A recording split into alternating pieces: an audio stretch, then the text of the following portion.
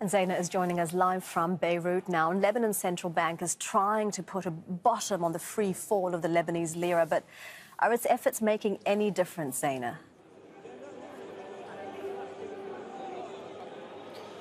No, the Lebanese lira, the local currency, is worthless. It has been devaluing over the past 4 years, since the onset of a financial crisis in late 2019. Since then, time and time again, the central bank pumps millions of dollars into the market, hoping to stabilize the exchange rate of the currency. Yes, it recovers slightly, but at the end of the day, it continues its depreciation. And that's why a few dozen people were gathered outside the government palace here in central Beirut. A short while ago, the security forces lobbed tear gas, excessive amounts of tear gas, to disperse the crowd. People here are upset. They say that they came here to demand better living conditions, that they can no longer survive, and that their purchasing power has been eroded. Yes, there is a portion of the population here who earn in dollars, but there's also a portion of the population who earn in the local currency and who are struggling to survive. With us is Firas Tanos. You've been fighting for the rights of depositors and the Lebanese people for 4 years now. What is your reaction to what happened today? Actually, first, this is the tear gas that our government is shooting on us. Okay, these guys are asking for their rights after several years of service in the military service.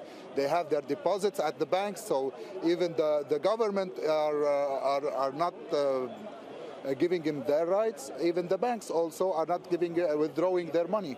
So these guys, they have the right to do whatever they have to do, even though we saw some friendly fire. So we saw some soldiers that they are running, they carried them because they can't breathe anymore. Yes, so these guys are firing on the soldiers. In between the people and the security of the government palace, yes. But we've seen protests like this over the past 4 years, and to no avail, nothing changes. Why?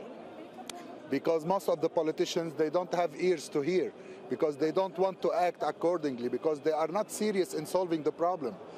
Most of the rights, it's non-discussable. You know, you don't need anyone to explain these rights, but they don't. Even in the parliament, they didn't try even to find because they are protecting their own interests, because none of the parliamentarians or the ministers or the PM are not acting in a serious way, especially for the depositors' cause, because as we saw, as you know, that the capital control, we've been waiting for it for 3 years. We didn't see any capital control, any plan to solve the problem right until now. Firas, can you tell us what daily life is like for the average Lebanese today? It's a disaster. We are living in a disaster.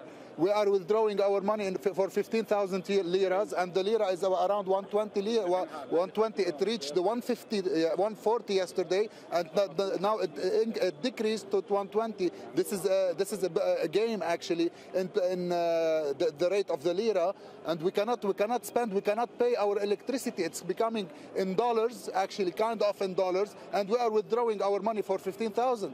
Firas, thank you very much. So as you can see, the economy is becoming dollarized. Not everybody has access to dollars. People's savings are trapped in banks. They take to the streets to ask for better living conditions, and the response is tear gas. And this is something we've seen for 4 years. The response from the state has been militarized.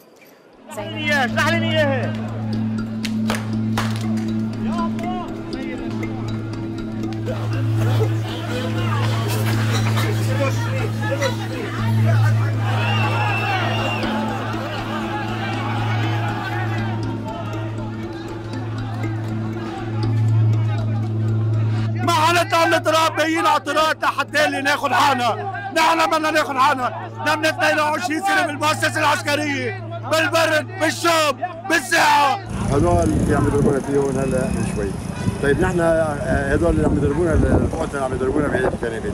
طيب ما هن بقى بيصيروا متقاعدين مثلنا، وهن معاشهم هلا 50 دولار مثلنا مثلين يعني. طيب انه هو عم يضربنا نحن عم نطول بحقنا وحقه هو في نفس الوقت. إذا بتريدوا نحن ما جوعانين ومحرومين، أولادنا ما عم يجروا، أولادنا خلينا فيهم.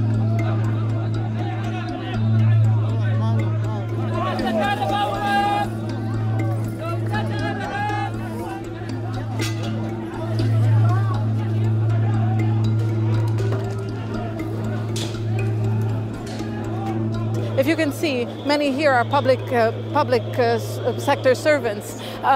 They believe that the political and business elite, they do not want to solve the crisis, because solving the crisis will involve economic reforms, structural reforms, fighting corruption. If the business and political elite do that, then they lose control over the state and its resources, which they have been exploiting for years now.